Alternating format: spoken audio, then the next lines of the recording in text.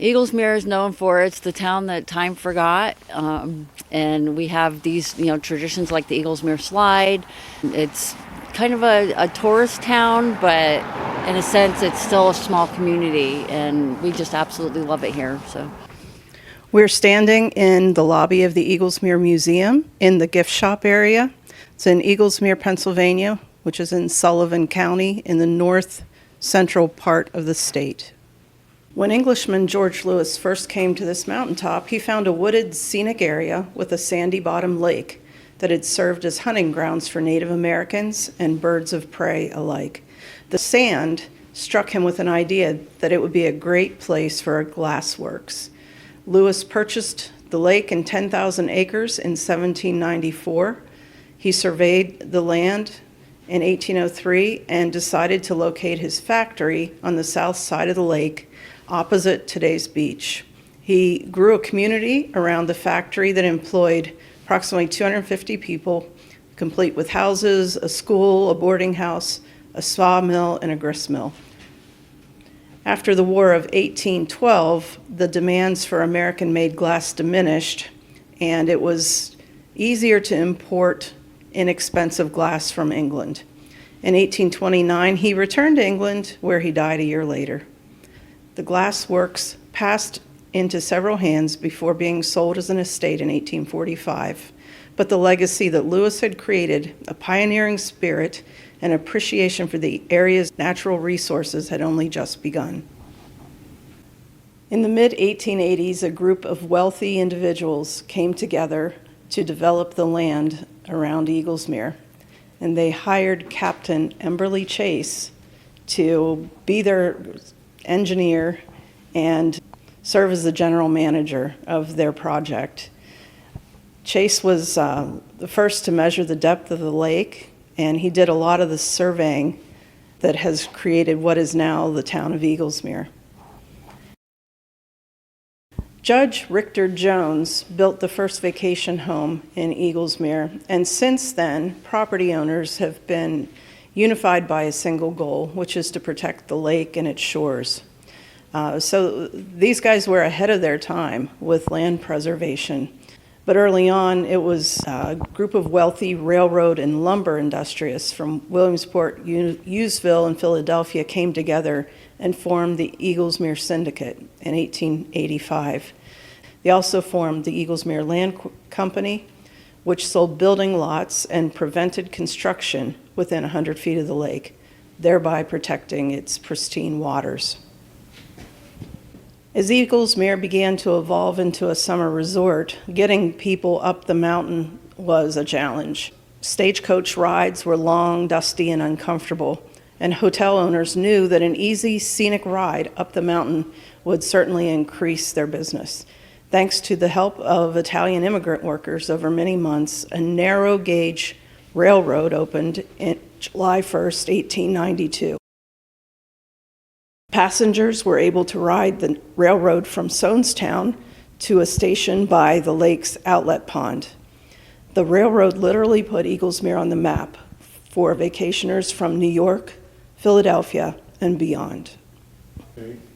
So upon arrival at the outlet pond at the railroad station, the syndicate commissioned steamers, boats that would stop at the 5 hotel landings around the lake.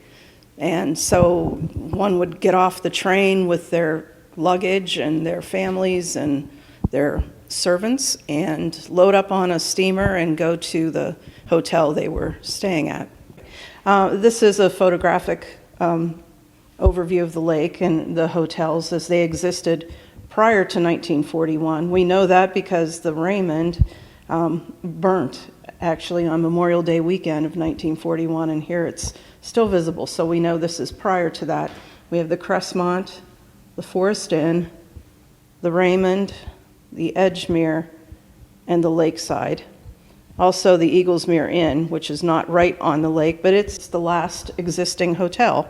And you still can stay there. They have lovely rooms and a wonderful restaurant. And the toboggan slide is right off of Eaglesmere Avenue, which is State Route 42. And it is right right here. The center of town, where the museum, the sweet shop, the clock, is right here on the edge of this map, and the slide is right over here. A number of large hotels, and primarily visitors came and stayed in those hotels. And this is one of my very favorite exhibits here in the museum. It is a picture of the dining area at the Crestmont, which is one of the largest and most luxurious hotels of the time. And I think this picture was taken in about the 1940s. And you can see the servers are all well-dressed and well-groomed and very attentive and ready to serve their guests as they come in. I love this display. It kind of makes you feel like you were back in that time. So in the mid-1880s, Eaglesmere was still largely farmland, but the village landscape began to change as it evolved into a popular summer resort. Wealthy families built grand summer homes known as cottages because they were not winterized. Locals still use this understated term for dwellings of such size, style, and architectural detail. These cottages still exist and still look very much like they did when they were built, thus giving Eaglesmere the reputation as being the town that time forgot. This cottage, Altamont, was built in the late 1880s by James Gamble. He was a member of the Eaglesmere Syndicate. And over the years, the cottage has changed quite a bit, but it is located at the top of the toboggan run. As you face down the hill, it's on the left side. And this picture in the bottom left corner is a picture of the sweet shop, which is probably the longest running business in town. It still exists today and looks very much like you see in this photograph. Over the years, it was a small restaurant known for ice cream, milkshakes, and over the years, a number of tenants have operated it, and it's still in business and serves breakfast and lunch. In the summertime, you'll see lines winding down the street of people waiting in line to get a milkshake or an ice cream cone. It's definitely one of the most visited places in Eaglesmere. Perhaps one of the things Eaglesmere is most known for around the surrounding area is our toboggan slide. Year after year, the question is always asked, will the slide be open this year? The depth of ice on the lake is what enables the slide to be constructed. The ice has to reach a depth of 12 inches in order to harvest the blocks of ice and transport them to the toboggan slide hill. This has been something that's been happening since 1904. Captain Chase was the first to come up with the idea of a toboggan slide. His grandchildren were here enjoying the winter months and wanted a real good slide, and he's the one who engineered the development of the original Eaglesmere toboggan slide, which is very much like it still is today. It's made the same way with an ice field and blocks of ice, and the ice blocks running up the hill. A lot of the original equipment is still used to create the slide and create the channel inside the ice blocks for the toboggans. This is Route 42 or Eaglesmere Avenue, and the toboggan slide is right here on the south side of the lake.